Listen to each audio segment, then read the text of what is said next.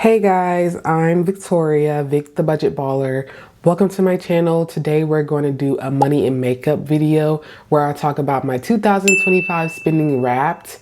You know how they do like the Apple Music Wrap or the Spotify Wrapped, similar to those vibes. So I'm going to be talking about how I spent every single dollar that I made this year. I'm going to go over my total income, what I put towards spending, what I put towards saving and investing, and what I put toward different little sinking funds that I have. And we're gonna go over how my net worth has changed throughout the year.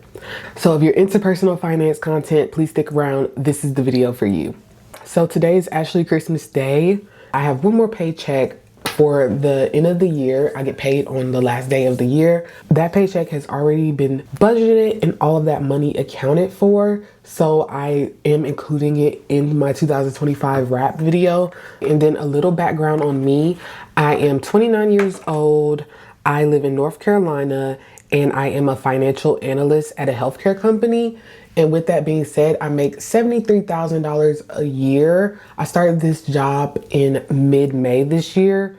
So my income does change from the beginning of the year to the second half of the year, but it's not a significant change or anything like that. First, let's start with income. So this year I brought home, after taxes, including any bonuses or anything like that, I brought home $57,095.79. It looks like my bills, I ended up spending $15,411.91 on bills this year. And that ends up being 26% of my total income, which I think is pretty good. So roughly a fourth of the money that I bought home was actually spent on bills. And I like that. I think that's pretty low. I would love to stay in that range forever because I don't like spending money on bills. Who does, you know? Thankfully, I've kind of avoided any type of lifestyle creep, which is good. So I'm satisfied with that number, and hopefully next year we can keep it up. And I also ended up spending around the same on my savings and investments. So I spent collectively $15,269.28 on my savings and investments this year after taxes. This does not include any type of 401k that comes out of my check, which I contribute 5% of my income to my 401k, but this doesn't include that. So this is just money that I put towards my Roth IRA and also my personal brokerage. And then just like, I'm also saving for a house and a car. So those are the savings numbers that is included in this. So this roughly also is about 25% of my income. And I don't know how to feel about that. I feel like it should be more. The fact that my bills is 25% and then my savings is 25%, I don't know. I feel like if my bills were higher, it would make sense for, you know, my savings to be a little bit lower. But the fact that they're the same, and it's not like 50-50, you know, the bills and savings makes 50%. So where's the other 50% going, one might ask? Let's see. Okay, so the next category of where my money went to was vacations. I spent $7,256.07 on a vacation this year. I went to Paris, I went to Egypt, I went to Arizona, I went to Las Vegas, I went to Florida, and I went to DC. So, and in Florida, I went to Disney World and Universal. So like, you know, those were expensive. And then the out of the country trip, that was a pricey one. And I'm also going to Brazil in less than a month, which is 2026, but I paid for that with 2025 funds, if that makes sense, because I already paid for like flights, hotels, all of that. So $7,000. Yeah, $7,256. What do you guys think? Is that crazy? I don't know. I'm satisfied with all my experiences of traveling this year, so I'm not gonna be mad about it. Like, I feel like, you know, I love to travel. I look forward to traveling. I'm currently planning my trip to Brazil, like I said, and I'm like, you know, giddy about it. I'm happy. I'm like looking stuff up, trying to like make plans and everything. So that's something that brings me joy in my life, and I think is well worth the money. If I was taking away from other areas of my life, let's say I wasn't paying my bills in order to go travel, there it might be a problem. But because I'm, you know, paying my bills, making sure I'm saving, I don't feel bad about the $7,000. And I will say, it's a decrease from last year. I did a travel wrap similarly last year. I did not film it. I wasn't making YouTube content, but I just did it for fun because I just like data and all of that. I know, nerdy, whatever. I don't care. But last year I spent $9,000 on travel. So $2,000 less, but I did go to 7 countries last year. So, you know, I did travel a little more. I went to Iceland and like, where else did I go? Peru. I went a bunch of different places last year and I had a great time. Money well spent. Once again, no regrets. When it comes down to vacation, no regrets. I feel like it's money well spent and I'm satisfied with that. I feel like next year I'm honestly probably going to end up spending a little bit more because I'm turning 30 next year. All my friends are turning 30 next year and we all want to go on like, you know, birthday trips, of course. So that number honestly may go up a little bit, but I would like to keep it definitely less than $10,000, preferably around the same amount that I spent this year, $7,000. I could do that. I could do that. Moving on to the next category, I grouped in beauty, fitness, and hobbies into one category. And this includes any type of beauty treatments I got done. Like I got my hair straightened once this year. I go get my toes done like every other month. And then as far as fitness, I was taking bar classes a lot this year.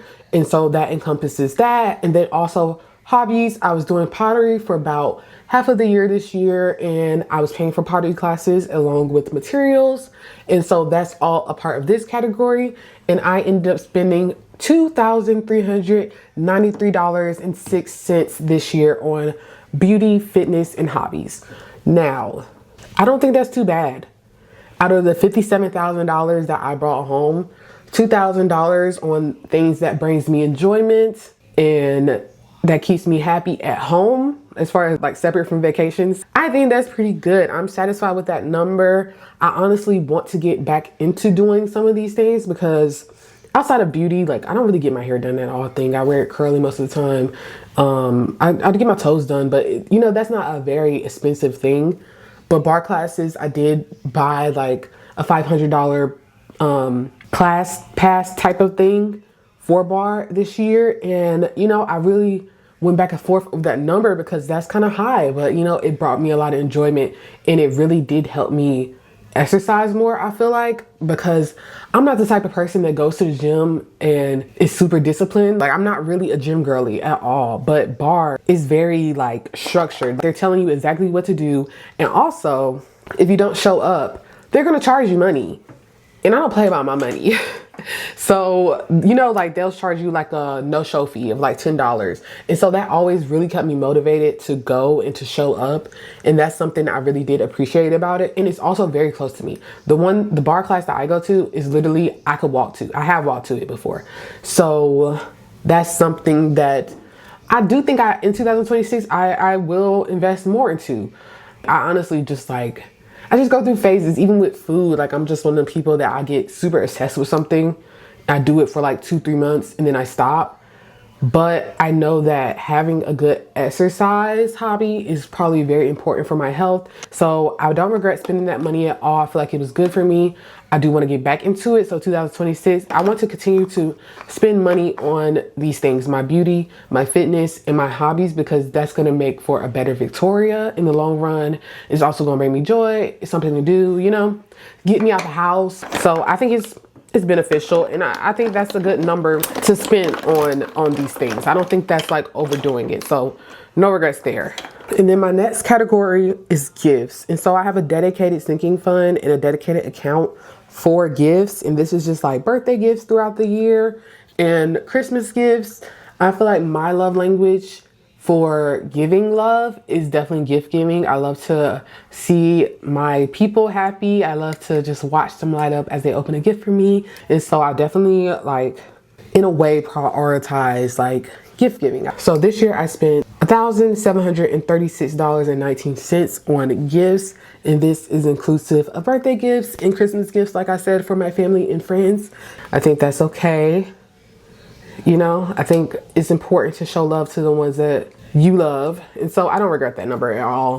Right, and now we're coming up on our last category, which is miscellaneous spending. And so this is the money that in my monthly budget I designate towards everyday spending. This is the money that I'm eating out with, the money that I'm going on coffee runs with, the money that I'm buying Amazon stuff with and shopping with and just like buying stuff with. And this number is a little ridiculous, so mentally prepare yourself. I spent $15,029.28 on miscellaneous spending. And so this works out to be roughly 25% of my net income. And I would say that's a little ridiculous.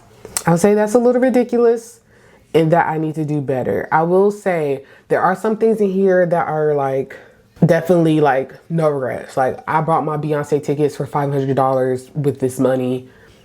Love that concert. I love Beyonce down. Like I'm never going to regret buying a Beyonce concert ticket. It's just not going to happen. So no regrets there, but where's the rest of the money going? I don't really have a good tracking mechanism for this everyday spending category. I kind of just spend. And you know what? I did go crazy on my birthday this year. I did go crazy on my birthday. I had like high income months in May and June, and my birthday was in August. I ended up buying like this necklace, which was over $1,000. Just like 2 designer purses. So I did kind of go a little crazy on my birthday time, and I didn't need those things. Looking back, I didn't need those things. Like even this necklace, I love it. I wear it every day actually, but should I be spending $1,000 on a necklace?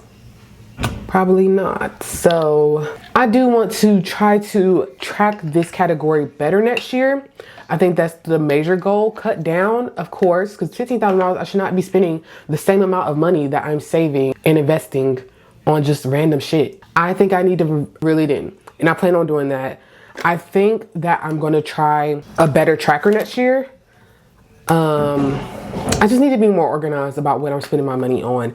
I feel like writing stuff down really helps me see and visualize, okay, this is where this money is going.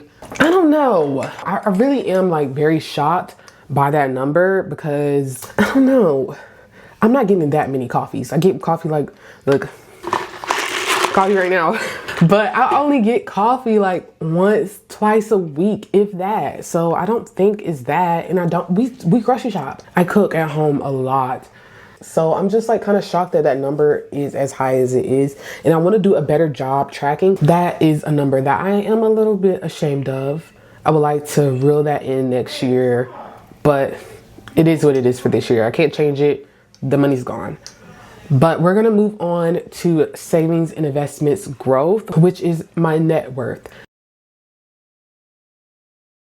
How did my net worth change this year?